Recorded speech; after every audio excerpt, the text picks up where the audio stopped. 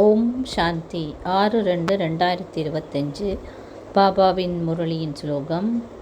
சூழ்நிலைகள் எப்படிப்பட்டதாக இருந்தாலும் அவற்றை கைவிடுங்கள், ஆனால் உங்களுடைய சந்தோஷத்தை கைவிடாதீர்கள். பல வகையான சந்தர்ப்ப சூழ்நிலைகள் எங்களுடைய வாழ்க்கையிலே வரும். அது எங்களுக்கு சில வேளைகளிலே சில குழப்பங்களை, மனதிலே பல கிளேசங்களை அல்லது சந்தேகங்களை கூட உருவாக்குவதற்கான சந்தர்ப்பங்கள் உண்டு. ஆனால் நாங்கள் அந்த விடயங்களிலேயே எப்பொழுதுமே உழண்டு கொண்டிருக்காமல் நம்முடைய மனதை அதிலே நாங்கள் திருப்பி திருப்பி ஈடுபடுத்தி கொண்டு அல்லது சிந்தித்து கொண்டிருக்காமல் அதற்கு பதிலாக எங்களுக்கு சந்தோஷமான திருப்தியான பல கணங்களை எங்களுடைய மனதுக்கு முன்னாலே கொண்டு வர வேண்டும். இந்த சூழ்நிலைகளை நாம் கைவிட வேண்டுமாயின் எங்களுக்கு அடிக்கடி முற்றுப்புள்ளி வைக்கின்ற பயிற்சி மிகவும் அவசியமானது. ஒரு சம்பவம் நடந்துவிட்டால் அதனை பற்றி சிந்தித்து கொண்டிருப்பதற்கு பதிலாக அதை முடித்துவிட்டு நடந்தவை நன்மை என்ற விடயங்களை நாம் கருத்திலே கொண்டு மட்டுமல்லாமல் அப்பாலே இருந்து நாங்கள் அதற்கான தீர்வை காண்பதற்கான ஒரு முயற்சியிலே ஈடுபட வேண்டும். அந்த சந்தர்ப்பத்துக்குள்ளே நாங்கள் அமர்ந்து கொண்டு அல்லது இருந்து கொண்டு அந்த விடயத்துக்கு தீர்வை காண்பது என்பது சாத்தியமாகாது. அதனால்தான் நாம் பல பல சந்தர்ப்பங்களை பயன்படுத்தி அல்லது அதற்கான தீர்வினை நாம் அடைவதற்கான முயற்சியை பார்க்க வேண்டும். இதற்கு அடிக்கடி எங்களுடைய மனதுக்கான பாபா சொல்கின்ற ஆன்மீக பயிற்சி அல்லது ட்ரில் தேவைப்படுகின்றது. ஒன்னே ஒரு கணம்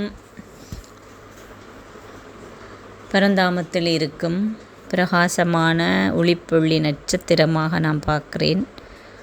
அடுத்த கணம் தேவ உலகிலே சத்திய யுகத்திலே அழகான ஒரு தேவனாக பார்க்கிறேன். அடுத்த கணம் துவாபர யுகத்திலே வழிபடப்படுகின்ற பூஜிக்க தகுதி வாய்ந்த நிலையிலே என்னை பார்க்கிறேன். அடுத்த கணம் என்னை நான் ஒரு பிராமண ஆத்மாவாக பாப் தாதாவுக்கு முன்னாலே மதுபனத்திலே பார்க்கிறேன். இறுதியில் சம்பூர்ணமான, அதாவது அனைத்து நற்பண்புகளாலும் நிறைந்த ஒரு தேவதை வடிவத்தில் நான் என்னை காண்கின்றேன். இவ்வாறு அடிக்கடி என்னுடைய பார்க்கிறேன் என்ற அர்த்தம் என்னவென்று சொன்னால், அந்த உணர்வுகளுக்குள்ளே எங்களை நாங்கள் அழைத்து செல்வது. எவ்வளவு அதிகமாக இந்த உணர்வு பூர்வமான மாற்றத்தை எங்களுக்குள்ளே நாங்கள் கொண்டு வருகிறோமோ அவ்வளவு தூரம் எங்களுக்கு அந்த போதை இருக்கும். அந்த போதையை கொண்டிருப்பதன் மூலம் இந்த சந்தர்ப்ப சூழ்நிலைகளில் ஏற்படுகின்ற விடயங்களிலிருந்து எங்களை மனதை நாங்கள் அப்பாலே திருப்பி கொள்ள முடியும்.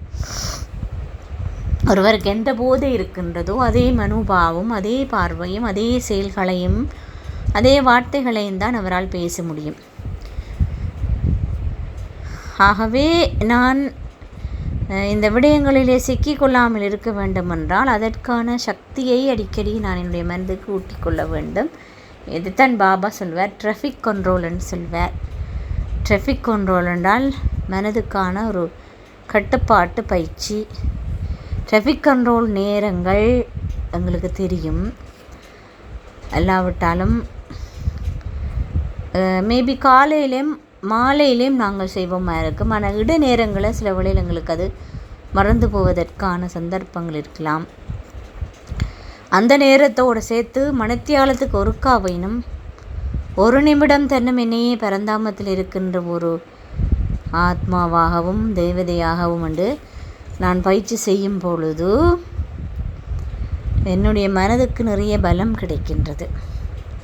அப்படி கிடைக்கிறதால எனக்கு நிறைய முன்னாலே வருகின்ற பிரச்சனைகளிலிருந்தெல்லாம் விடுபட முடியும். என்னடா பிரச்சனை விடுபடுறதுக்கு எங்களுக்கு தேவையானது வீணானவற்றிலிருந்தான விடுதலை.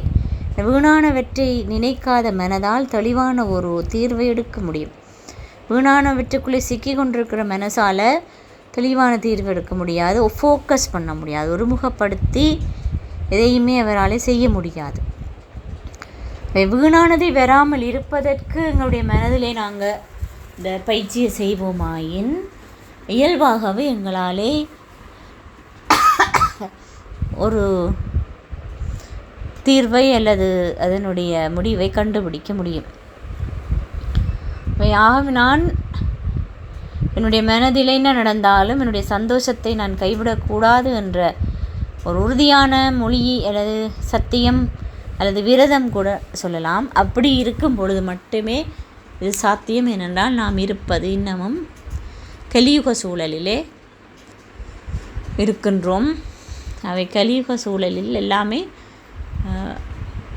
அதாவது சாத்தியமானதாக அமையாது. எங்களுக்கு பௌதீகமான விடயங்களோ வெளிப்புறமான எதுவாக இருந்தாலும் ஒன்றுமே சாத்தியமானதாக அமையாதாவே அதனை நாம் சாத்தியமாக ஆக்குவதற்கு எங்களுடைய மனதின் சக்தியைத்தான் எப்பொழுதுமே அதிகரித்து கொள்ளணும். என்னுடைய ஒரே ஒரு நோக்கம் என்னுடைய மனதினுடைய பலத்தை அதிகரிக்க வேண்டும் என்று இருக்க வேண்டும்.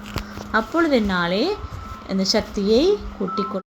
நாங்கள் தியானத்தில் இருக்கும் பொழுது அல்லது பாபாவுடைய நினைவில் இருக்கும் பொழுது எனக்கு அது லேசானதாக இருக்கா இல்லை அந்த நினைவு கடினமானதாக இருக்கா? கடினமானதாக இருக்குது, கஷ்டப்பட்டு நான் நினைவு செய்கிறேன் அப்படின்டா எவ்வளோ தூரம் எனக்கு அவரில் அன்பு இருக்குது என்ற விஷயத்தை நான் சோதித்து பார்க்க வேணும். ஏனெண்டா நினைவு தானே எங்களுக்கு அதிக அளவு சந்தோஷத்தை கொடுக்கறது. அடுத்தது பாபாவுடைய முரளி கரத்தினுடைய போதை இருக்கா, அதனுடைய ஆழத்துக்கு நான் போகிறேன்னா எவ்வளோ தூரம் நான் அதை மீண்டும் மீண்டும் அசை போடுறேன் அல்லது கடைகிறேன் என்பதன் அடிப்படையிலேயே எனக்கு போதை இருக்க முடியும். ஆகவே போதையும் சந்தோஷமும் மற்றும் நினைவும் சந்தோஷமும் ஒன்றுடன் ஒன்று தொடர்பானவை. அவை நாங்கள் எங்களுடைய புத்தியிலே என்ன சேர்மானங்களை கொண்டிருக்கிறோமோ அந்த போதைத்தான் எங்களுக்கு இருக்கும் என்று பாபா அடிக்கடி சொல்லுவார். அவை ஞான கருத்து மற்றும் பாபாவுடைய நினைவை கொண்டிருப்பதற்கான முயற்சிக்காக அடிக்கடி என்னுடைய புத்தியை நான் சோதித்து பார்க்கணும். யோகத்தில் அமரும் பொழுது எனக்கு எது தடையாக இருக்கிறது, யாருடைய நினைவு எனக்கு வருகுது அல்லது இந்த விஷயம் எனக்கு தடையாக இருக்குது அப்படின்னு நாங்கள் பார்த்து அதில் அந்த விடயத்திலிருந்து என்னுடைய புத்தியை விளத்துறதுக்கு நான் முயற்சி செய்ய வேணும். நான் புத்தியால் பிடிச்சி வச்சுருக்க விடயங்களை நாங்கள் பௌதீகமாக விடுபட்டுருப்போம், ஆனால் புத்தியால் நாங்கள் அதை பிடிச்சி வச்சுருப்போம். அப்படி பிடிச்சு வச்சுருக்கும் பொழுது எங்களால் சந்தோஷமாக திருப்தியாக இருக்க முடியாது. ஆனால் நாடகத்தின்படி எல்லாமே சரியான நேரத்தில் சரியானது நடக்கும். ஒவ்வொருத்தரும் தங்களோட பாகத்தை சரியாக தான் நடிக்கிறாங்க. இப்படியான ஆழமான விடயங்கள் சிலதை தெளிவான முறையில் நான் வச்சுருக்கணும். தெளிவான முறைன்னு சொன்னால் இப்போ எனக்கு ஒரு லௌகீகமான உறவில் எனக்கு எப்படி நம்பிக்கை வந்ததோ அது மாதிரி